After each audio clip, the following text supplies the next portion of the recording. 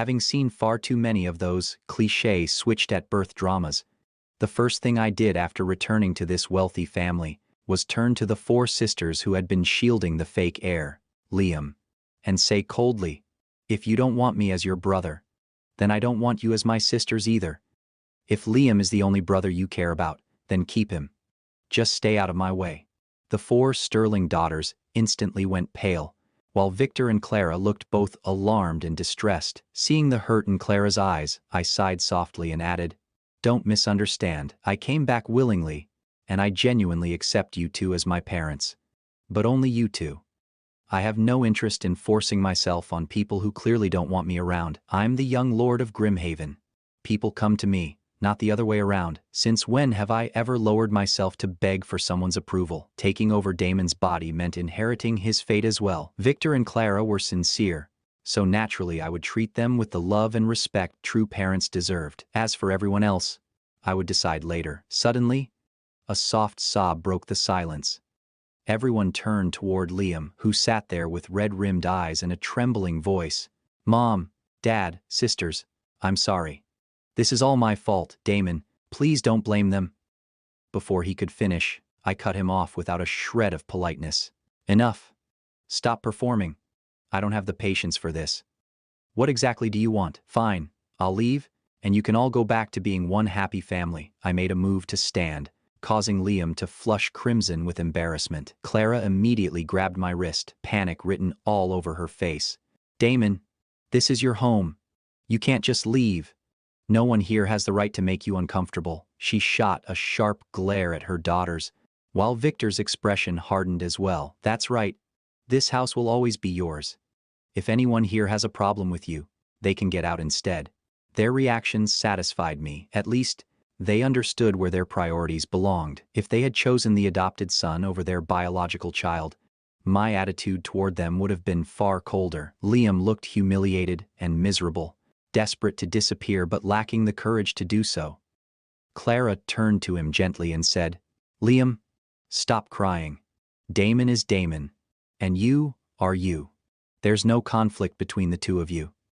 Just settle down and stay home." Liam sniffled and whispered, "I just feel terrible about what Damon went through." I took another bite of food before replying indifferently, "If you really feel that terrible, why are you still living here?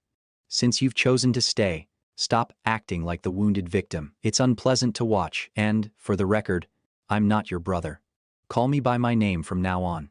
I could see through his act immediately. He wanted pity, sympathy, and everyone rallying around him. Such childish tactics were beneath my attention. Liam's face froze as though he'd been slapped publicly. Ella, the youngest sister and the most hot-headed, instantly tried to defend him, but Serena grabbed her arm to stop her. Serena studied me carefully before finally speaking. "Welcome home. Mom and Dad are right. This is your home now. Do whatever feels comfortable for you. Earlier was our mistake. We didn't think you'd arrive so soon, so we all went out.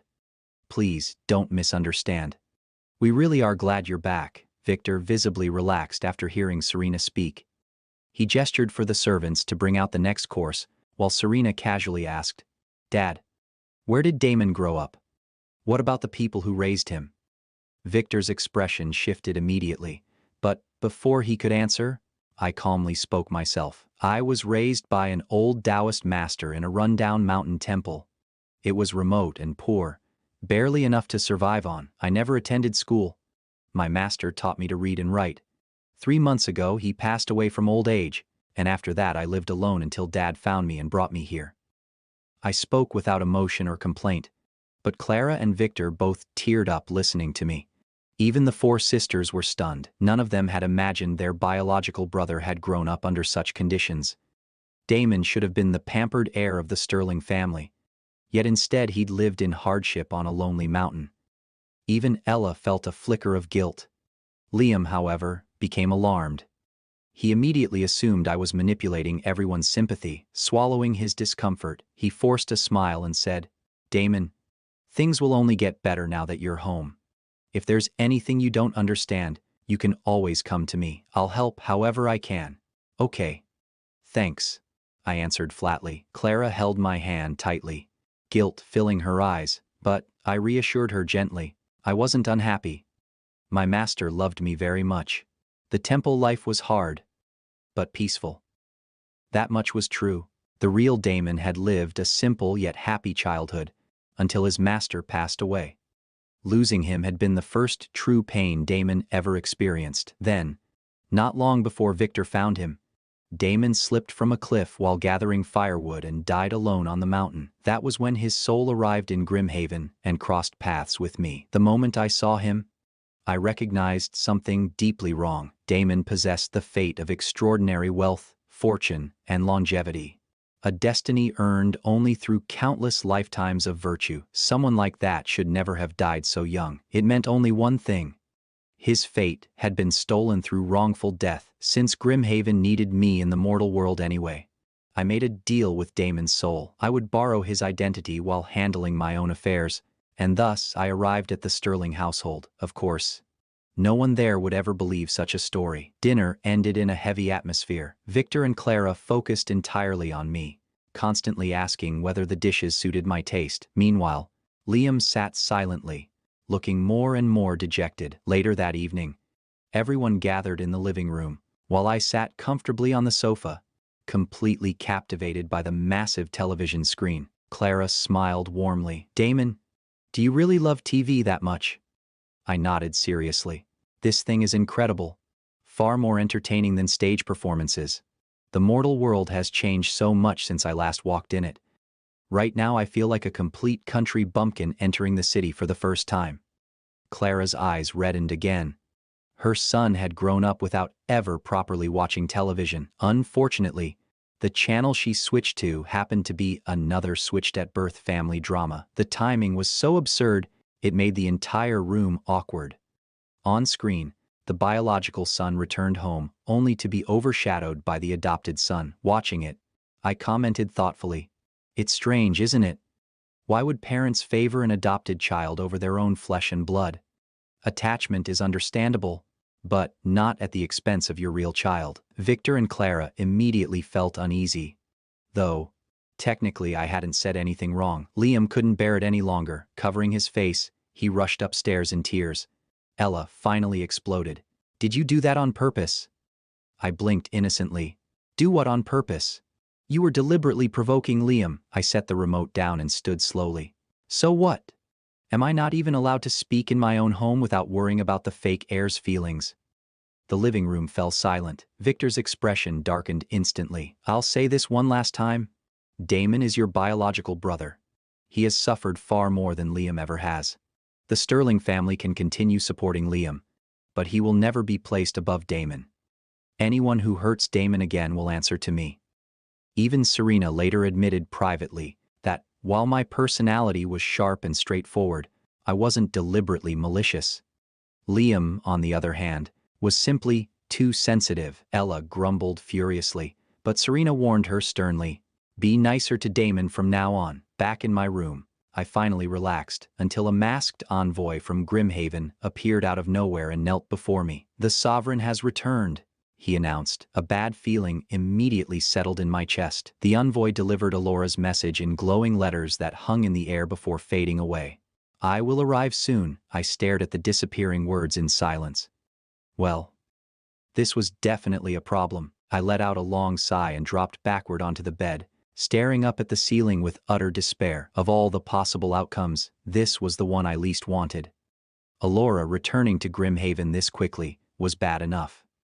The fact that she was personally planning to come to the mortal world was even worse. The masked envoy remained kneeling silently by the door, clearly enjoying my suffering. "You seem awfully calm for someone delivering a death sentence," I muttered. "The Sovereign instructed me to remind your Highness," he replied flatly, "that running away is pointless." I clicked my tongue irritably. "I wasn't planning to run." The envoy said nothing, but the skepticism radiating from behind his mask was obvious. Honestly, I couldn't even blame him.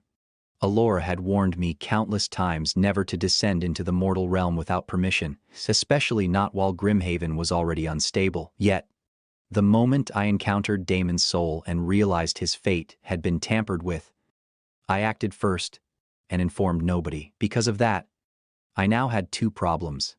First, Someone in the mortal world had interfered with a destiny that should have been untouchable. Second, Alora was about to arrive, furious beyond reason. Between the two, I genuinely wasn't sure which was more dangerous.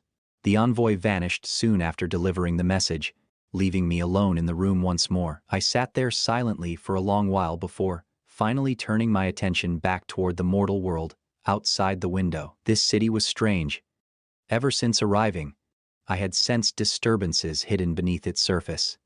The aura around the Sterling family was unusually tangled, and the incident at the mall only deepened my suspicions. A wrongful death had occurred in broad daylight, yet the scent of death lingering around that young man had been far too heavy to ignore. Someone was hiding something.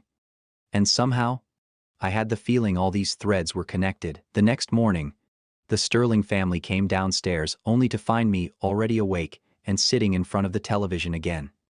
Every single one of them froze. Victor glanced at the clock on the wall. "It's barely 6 in the morning." Without looking away from the screen, I nodded solemnly. "The morning news begins at 6. Clara stared at me in disbelief before slowly sitting beside me on the sofa. "Damon, did you wake up early just to watch TV?" "Yes." Her expression instantly softened into helpless affection. Meanwhile, Serena pinched the bridge of her nose as though developing a headache. "At this rate, he's going to become addicted." Ella snorted from the staircase. "He already is." I ignored her completely.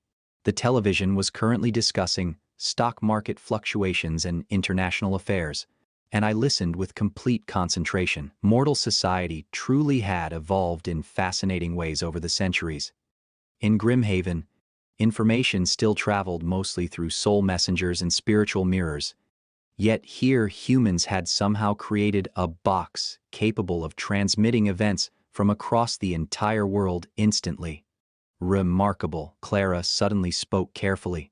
"Damon, if you like television so much, should we install one in your room?"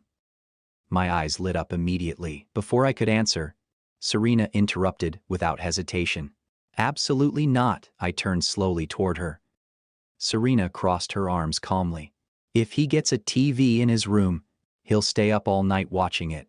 "That's true," Clara admitted after a moment's thought. My expression darkened instantly. Ella burst into laughter the moment she saw my face. "Serves you right." I narrowed my eyes at her coldly. "You seem very pleased with my suffering." "Of course I am." "Interesting." For some reason, Ella suddenly felt a chill run down her spine. Breakfast passed noisily after that. Victor brought up school enrollment, and, after a lengthy discussion, it was decided I would begin attending classes next semester, after receiving private tutoring at home. Apparently, everyone believed I lacked basic education, because I grew up isolated on a mountain. Technically speaking, they weren't wrong. But compared to mortal knowledge, I possessed centuries of accumulated understanding regarding souls, karma, spiritual law, and the structure of life and death itself. Unfortunately, none of that helped with mathematics. Truly tragic. Later that afternoon, Clara insisted on taking me shopping. Serena and the others came along as well, though Ella complained the entire way there. The moment we arrived at the mall, however, I immediately sensed something wrong. A heavy sound echoed faintly through the building. No one else reacted, but my expression sharpened instantly. A few moments later, screams erupted from deeper inside the mall. By the time we reached the crowd, the young woman had already fallen. Clara immediately covered my eyes in panic, horrified I might see something traumatic. I gently pulled her hands away with quiet helplessness. "Mom," I said patiently, "I'm really not a child." She looked like she wanted to argue otherwise. Still, what truly caught my attention wasn't the body below. It was the scent lingering in the air. Death. Not ordinary death. Wrongful death, and somewhere nearby, another scent clung to it. Human fear. Guilt. Panic. Murder. My gaze swept slowly across the crowd gathered below. Fear, shock, confusion, ordinary emotions filled the air thickly, but hidden among them was something sharper. Someone here was terrified for a completely different reason. Mall security rushed to seal off the area, while panicked voices echoed from every direction. Clara immediately pulled me backward, clearly determined to drag me away from the scene before I could look any longer. "That's enough. We're leaving," she said firmly, her face pale. I let her pull me a few steps before stopping suddenly. "Mom, you all go back to the car first. I want some air." Clara looked hesitant immediately. "No? What if something happens?" "Nothing will happen," I replied calmly. "I'm just standing nearby for a while." After a long moment, Clara finally relented under my repeated insistence. Though she looked extremely unwilling, Serena stayed behind for a second longer and narrowed her eyes at me suspiciously. "You're not planning to sneak off somewhere, are you? Do I look that troublesome?" I asked with complete innocence. Ella snorted loudly. "Yes." I ignored her. Eventually they left for the parking lot while I remained leaning against the railing overlooking the lower floor. My expression gradually lost all traces of laziness. The air here was wrong. The resentment left behind by wrongful death lingered far too heavily. Then, footsteps approached from behind. A young man in casual clothes walked past me quickly. But the moment he saw me standing there staring into the distance, he visibly startled. His breathing hitched for half a second, before he immediately lowered his head and hurried away. My eyes narrowed slightly. A scent brushed past me. Death. Not the scent carried by a corpse, but the scent left on someone who had touched death directly. I remained where I was without moving. About 10 minutes later, the same man returned from the opposite direction. The moment he saw me still standing there, his expression stiffened almost imperceptibly. This time, I deliberately looked straight at him. As he drew closer, the scent became clearer. Panic. Fear. Blood. My gaze sharpened instantly. The man forced a mocking sneer onto his face. "What are you staring at? Never seen a handsome guy before?" His voice sounded aggressive, but underneath it trembled slightly. I tilted my head thoughtfully. "You smell strange." His pupils contracted violently. For a split second, genuine terror flashed across his face before he covered it with anger. "Are you sick in the head?" he snapped, before turning and walking away faster than before. I watched his retreating figure silently. Ordinary people couldn't detect the scent of death, but to someone from Grimhaven, it was as obvious as blood-staining white snow. There were only two possibilities. Either he had been very close to the dead woman before her death, or he had killed her himself. I lowered my eyes slightly. Interesting. By the time I returned to the parking lot, Clara looked moments away from calling the police to report me missing. The second she saw me, relief flooded her face. "You scared me to death," she complained while grabbing my wrist tightly. "I told you I was fine," I replied helplessly. Clara clearly didn't believe that at all. On the drive home, the atmosphere inside the car remained subdued because of the incident at the mall. Ella tried several times to lighten the mood, but even she eventually gave up. Meanwhile, my thoughts remained fixed entirely on the young man from earlier. The scent on him had been unmistakable. If the dead woman truly suffered a wrongful death, her soul should eventually arrive in Grimhaven. Once that happened, finding the truth would become much easier. Unless someone interfered first. That thought made my expression darken slightly. Back at the Sterling Villa, I immediately returned to my usual spot on the living room sofa and switched on the television again. The moment the news channel began reporting on the mall incident, everyone unconsciously turned toward the screen. At approximately 11 this morning, a fatal fall occurred inside Four Seasons Mall, the reporter announced solemnly. The victim was pronounced dead after emergency treatment failed. Police investigations are ongoing. Clara sighed softly. "How awful. That poor girl's family." Ella crossed her arms uneasily. "Do you think it was suicide?" "No," I answered immediately. The entire room turned toward me. Serena frowned slightly. "How can you be so sure?" I rested my chin lazily against one hand while staring at the screen. "Because the dead don't feel like that." Silence. Ella blinked. "What does that even mean?" I calmly took another sip of tea. "Nothing. Forget it." Victor arrived home not long afterward and immediately sensed the strange atmosphere. After hearing what happened at the mall, his expression darkened as well. Clara spent the rest of the evening hovering around me nervously, clearly worried the incident might have traumatized me despite my repeated assurances otherwise. Honestly, I was far more concerned about the murderer than the corpse itself. Later that night, after everyone had gone upstairs, I switched off the television and sat alone in the darkened living room. The entire villa was silent. Then, slowly, I lifted my gaze toward the second floor. A faint, black aura drifted briefly past one of the windows before vanishing instantly. My eyes narrowed. That aura did not belong to an ordinary human. And somehow, it was coming from inside the Sterling family itself.